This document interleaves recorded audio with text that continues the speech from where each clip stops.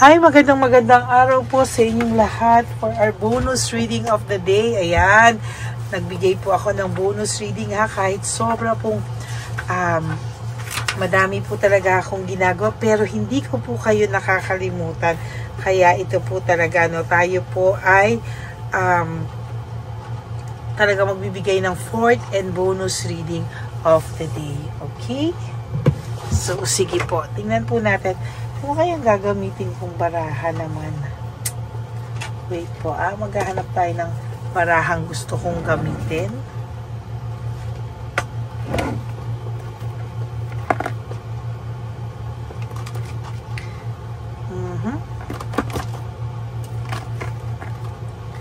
Ano kayang gagamitin kong baraha?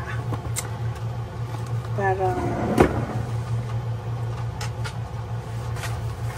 Sige, ito namang isa. Parang na-miss ko yung aking original na partner at original na tandem. No, gamitin naman po natin sila ulit. No, kasi na-miss ko rin naman sila, no, na magka-tandem. Talagang itong dalawang to ay laging magka-tandem. So, sige, gamitin po natin ngayon at tingnan po natin kung ano po ang makikita natin for our second reading. Fourth and bonus reading of the day, no? Bago po natin buksan ang ating kandila, babalasa lang po ako, no, para hindi naman po mamatay yung kandila.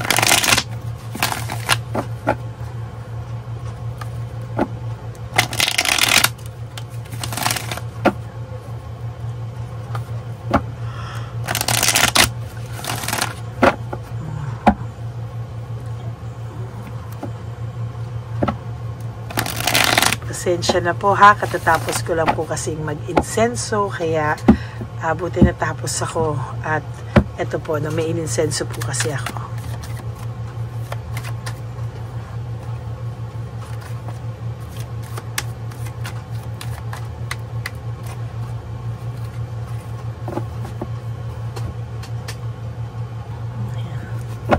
Kaya ginabi na po akong magbigay ng fourth reading. Kanina po pagdating ko sa kotse pa lang, ako po ay sa kotse pa lang po ako ay nagbigay na ng reading kasi meron nga po akong gagawing insenso. So, para mabigyan ko pa po kayo ng reading na bago po ako pumanik sa bahay ko, ay ako po ay nag-reading of the day na at pagpanik ko po may ininsenso ko. At after po ito, makakapagbigay na naman po ako sa inyo ng reading of the day.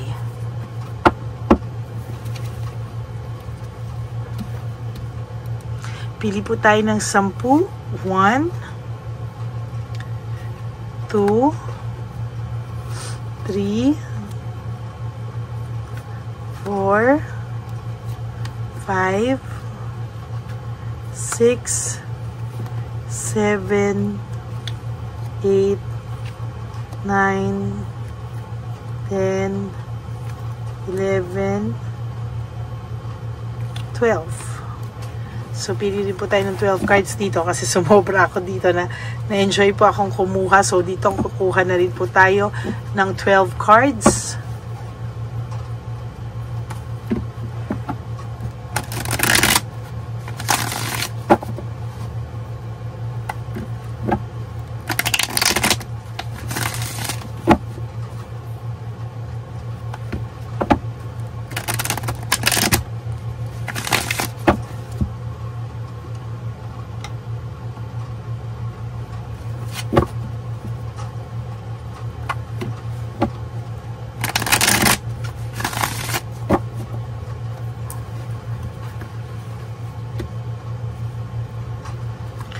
One, 2, 3, 4, 5, 6, 7, 8, 9, 10, 11, 12.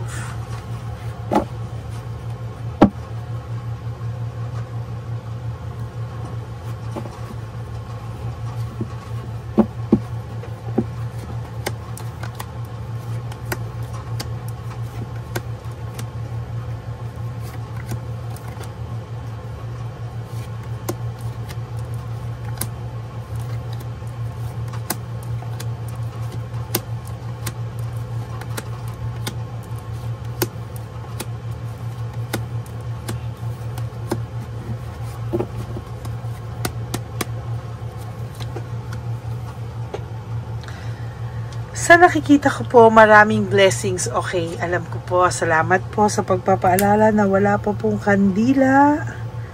Naririnig ko po yung iba, no? Salamat po ng marami. Ayan.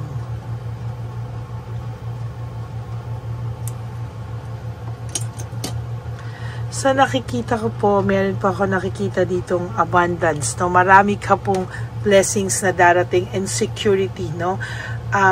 Sa nakikita ko po, ang 2025 po ay taon mo rin po, no? Marami ka po pong malalaman ditong katotohanan kahit na po hindi mo hanapin, makakabalita at makakabalita ka po kahit hindi ka po makibalita, kahit hindi mo po alamin ang totoo, makakarating at makakarating sa iyo ang balita without your knowledge, no?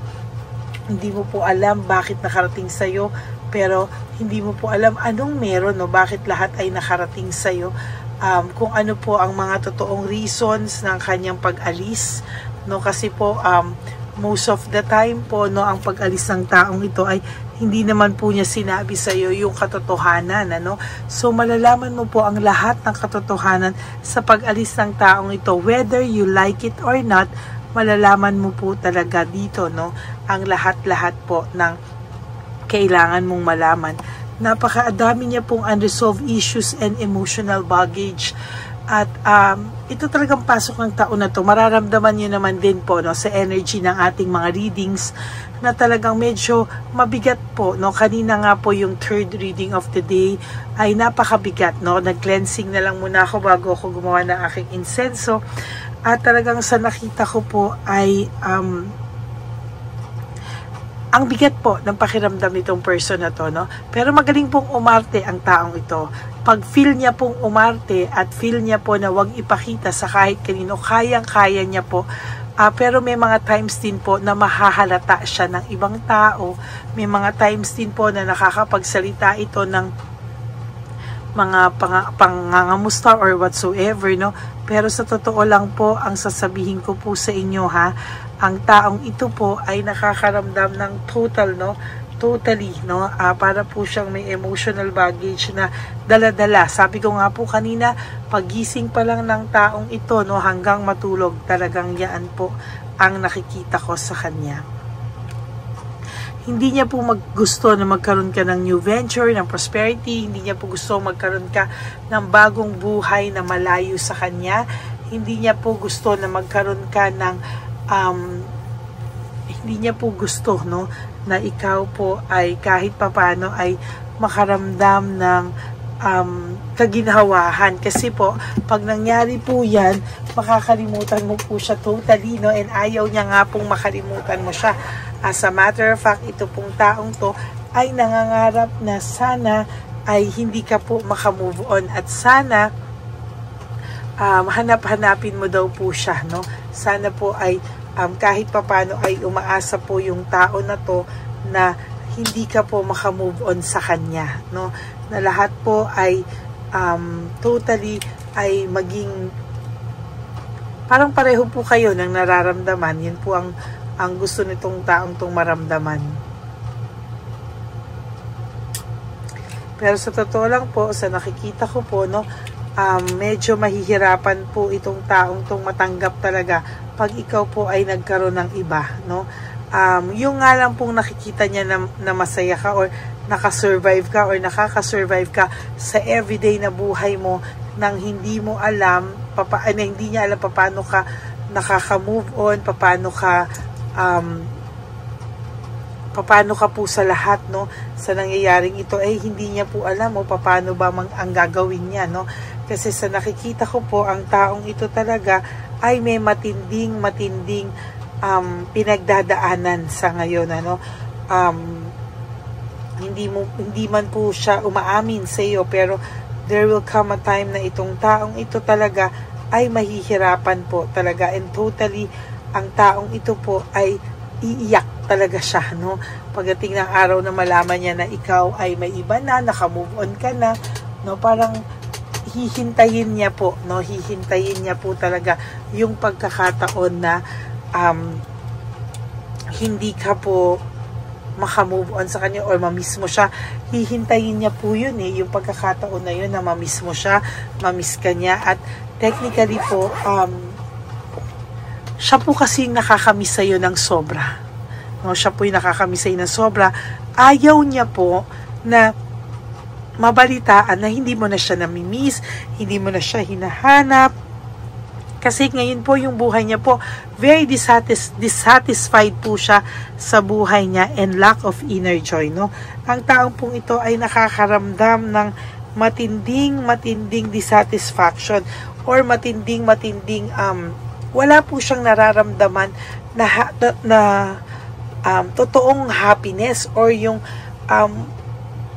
unconditional na saya, no, na talagang yung saya na very hindi ko po makuha yung gusto kong word, no, yung very totoo, no, true happiness talaga. Genuine, that's the word, genuine happiness. Wala po siyang maramdaman yan, ano? Talagang panay pagpe-pretend po ang kanyang nararamdaman sa ngayon, no? Naalala niya po kung paano mo siya alagaan ka. Naalala niya po kung paano mo siya asikasuhin, ano? Wala na po siyang makitang ganyan yung teamwork nyo, yung collaboration nyo. And sa totoo lang po, nahihirapan po itong taong to kasi namimiss ka niya pero wala siyang magawa, no? Para po siyang na-stuck sa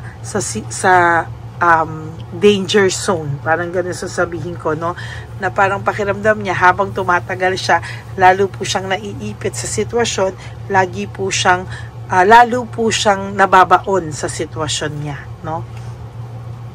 Para po itong tinatamad, laziness, no, work without result, parang ang pakiramdam po niya ay kahit anong gawin niya, parang wala lang, no, parang walang nangyayari dito sa kanya, no, parang nanghihina po ito. There's weakness. Pati sarili niya po ngayon, minamanipulate niya.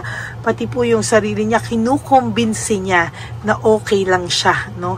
Pati yung sarili niya, kinukumbinsi niya na okay lang siya at hindi siya nasasaktan, okay siya sa buhay niya. But the truth is, hindi po siya okay. No, ang galing-galing po ng taong to magpretend, no? Samantalang ikaw, ang sakit-sakit ng parang nagtataka ka siya, hindi man na dumaan sa process ng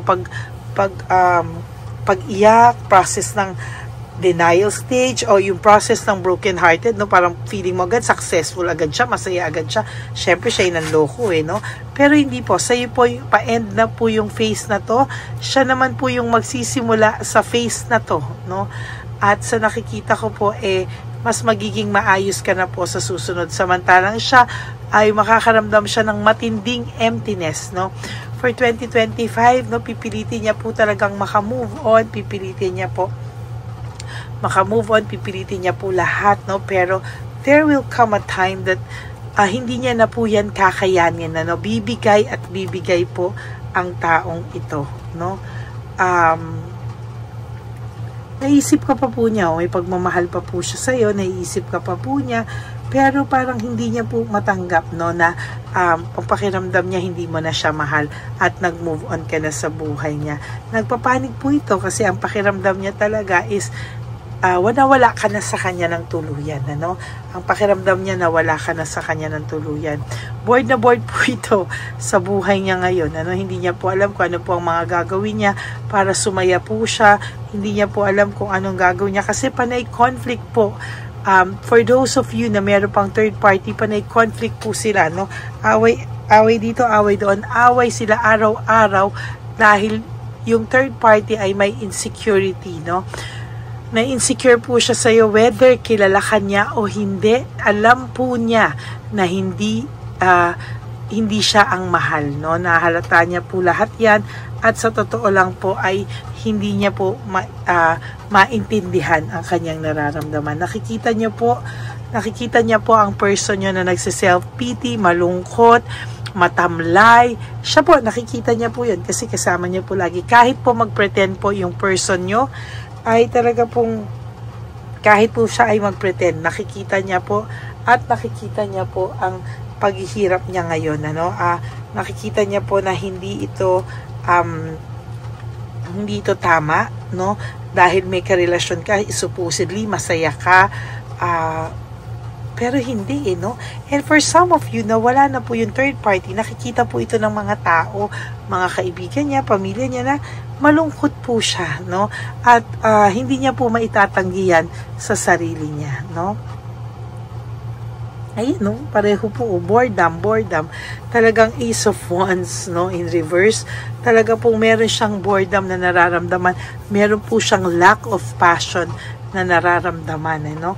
And sa nakikita ko po ay ito pong taong ito ay nadala sa pagiging materialistic, nadala po siya sa makamundong mga bagay, pero naipit na po siya, no, parang hindi siya makalis.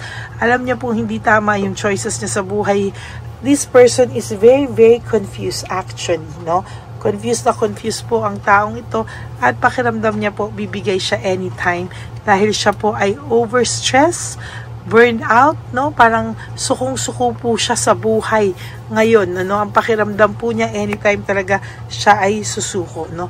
Na-anxiety po ito, na-stress po ito, na pakiramdam niya wala na siyang pag-asa, no? Ang pakiramdam po nito ay total wreck po ang kanyang buhay. Yan po ang kanyang naiisip, at hindi niya po kayang tanggapin na bakit siya nagkaganito, no?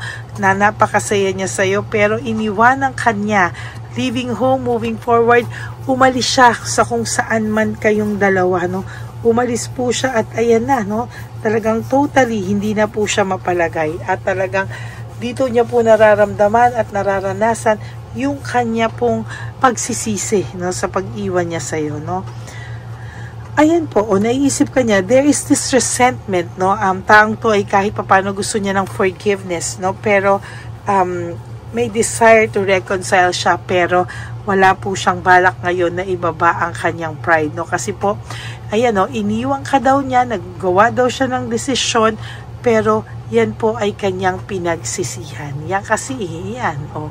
So ngayon po, natakot din po itong taong to na malaman mo po, no, lahat po ng mga totoong nangyari. Takot po siya na makita mo kung ano po yung nangyari, no. Pero kahit po ano pang gawin ito, itago man po niya sa ito, malalaman mo po yung katotohanan, eh. Kahit hindi mo po hanapin, masasagot po ang lahat ng tanong mo sa mga susunod na panahon, no. Hindi niya po maitatago ang katotohanan sa iyo. Hindi niya maitatago ang katotohanan sa iyo.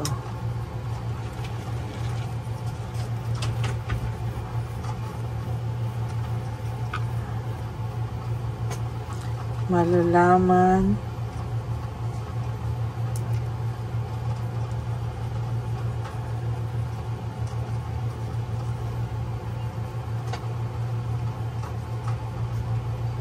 kahit di mo pa alamin. Di niya matatago yung katotohanan sa iyo, no? Malalaman at malalaman mo lahat kahit hindi mo pa aminin, no? So yan po ang nakikita ko for your fourth and bonus reading of the day, no? Marami ka pong malalaman sa mga susunod na panahon, at talagang kahit hindi mo alamin, makakarating po sa iyo ang mga balita na yan, ano? So ayan po, no? Thank you so much po sa pakikinig nyo sa akin ngayong araw na to, no? For those of you na naka-resonate po, can you please give me a like, no? Like and comment down below, and pakihit po yung bell, no? Para po maging updated kayo sa ating latest na update po, no? At mga latest uploads po, no? Para hindi na po kayo mahirapan ditong hanapin kung ano po yung mga latest uploads natin. And For those of you po who wants to have a private reading with me, you can message me po at Lady Lee Elena, that's L-A-D-Y-L-Y Elena. Nasa dulo po yan ng ating video. Diyan nyo lang po ako makokontak. That's my only official and legit FB account. Maraming salamat po sa inyo kasi alam ko po na inaantay nyo po ito, kaya ako po talaga ay nagbigay ng fourth reading, no? Pero para po sa gusto naman magpa-personal reading, tiyan nyo lang po talaga ako makokontak, no? Nandun po yan sa dulo ng ating video. Pero bago po yan, nilabas ko po yung ating scammer, kung saan po ay makikita nyo po, no, na yung mga scammer natin na yan ay minsan nagko-comment pa yung mga yan, no? Nararamdaman ko po sila. Pero natutuwa po ako at meron na pong nagtatanggol sa akin, hindi ko na po kailangan mag-react. So maraming salamat po sa inyong lahat. And mag-iingat lang po kayo. Yun lang po ang bilin ko sa inyo, no? And sa akin naman po mga ever loyal, solid, and faithful na Lady Elena family, I love you all from the bottom of my heart. Thank you po for not skipping ads. Alam ko po natulong nyo na po yan sa ating channel para po sa ating mga elderly, no? Kaya maraming salamat po sa inyong lahat. And para naman po sa inyo, no, ang akin po laging bilin sa inyo is just to wake up each day, live for the day, and do 3 things that will make you happy for the day. Enjoy your life, have a balanced life, be grateful that we are still alive, no? Meron po tayong chance na baguhin pa po yung ating mga pagkakamali, no? Kaya maraming salamat po sa inyong lahat. And of course, kailangan nyo pong mahalin ang sarili nyo, ha? Prioritize yourself, no? And sa pagpa-prioritize nyo po ng sarili nyo, kailangan nyo pong mahalin din ang sarili nyo. Dahil po ang self-love po is still the best love of all. Kaya, dyan po tayo, no? Maraming salamat po sa inyong lahat. And for those of you po na nalulungkot pa din, ano, lagi nyo pong tatandaan na life is so short. Don't make it shorter by stressing yourself from all the pains and heartaches na binigay sa inyo na kahapon. Just surrender everything to the divine universe and just let go and let God write your life and love story. I will be back for another set of reading. Huwag nyo po kayong malulungkot. Babalik po ako bukas for another set of reading. Maraming salamat po sa inyong lahat and may God bless you all. Matulog po kayo na malwalhati at may peace sa inyong mga puso. God bless you all and I love you all. Magbabalik po ako. I love you all. God bless. Bye! Hey, update po, may nagpanggap pong subscriber natin na siya po ay magpapahula sa fake na Lady Elena, kaya ayan, hinihingan po siya ng $80 at ang cell po niya ay nabigay at nakuha. Ang pangalan niya po sa cell ay Julian Albert, no? Siya po ay may cell account din, kaya mag-iingat po kayo. Ayan po, no, kung sino man po yung scammer na Julian Albert na yan, no, iinsensuhan po natin yan para siya po ay makonsensya. Kung wala man po siyang konsensya, at least po bumalik sa kanya lahat po ng kanyang ginagawa at maling-mali po yan, ano. Basahin niyo po lahat yan, makikita niyo po, ayan po ang cell number niya at Julian Albert na yan, ano, para po talagang mai-report din po natin yan na siya ay gumagamit ng cell account na Julian Albert. Mag-ingat po kayo. Ayan po yung number niya. Ayan po yung pangalan niya. Huwag po kayong magpauto. Nakita nyo naman po, no, napakalayo po ng pangalan ko sa pangalan ng pinagsesendan nyo po ng account o ng pera. Kaya mag-ingat po kayo at beware sa scammer na to. At talagang ayan po, pinost ko po ang kanyang pangalan dito para maging babala po sa inyong lahat. Maraming salamat po. At mag-ingat po kayo, paki-report po ang page na yan, ang messenger niya na Lady Elena. Maraming salamat po and God bless you all. Ayan, sa susunod po makikita niyo yung account niya na i-report niyo. Salamat po na marami. Magandang gabi po ulit sa inyong lahat. Ako po ay muling nagpapaalala sa inyo na mayroon pong lumalabas sa FB at Messenger account na fake account po, no, nang hihingi po ng $25 through PayPal at hindi po yan totoo. Huwag po kayong maniwala dyan. At pag sinabi mo po na gusto ko pong marinig ang boses nyo or makita kayo, ang sasabihin po ay magbibigay kami ng link. Buksan mo yan at pagkatapos ay makikita mo ako. Huwag po kayong maniniwala dahil yan po ay hindi totoo. Yan po ay isang malaking scam na pag binuksan nyo po ay makahack po lahat-lahat sa inyo. Mahahack po ang inyong mga personal details. Lahat ay mahahack. Ako po ay nalulungkot na ito po ay nangyari, ngunit sa talagang may mga tao pong masasama at may mga tao po talagang hindi makatiis na hindi gumawa ng masama sa ibang tao. Pero maging aware po sana kayo, tulungan niyo po ako, i-report po natin yung fake na yan at sa FB para siya po ay mawala na at wala na po siyang mabiktima pa, no? Nandyan po lahat ng details at maraming salamat po sa inyong lahat. Maraming salamat po sa inyong lahat at mag-iingat po kayo.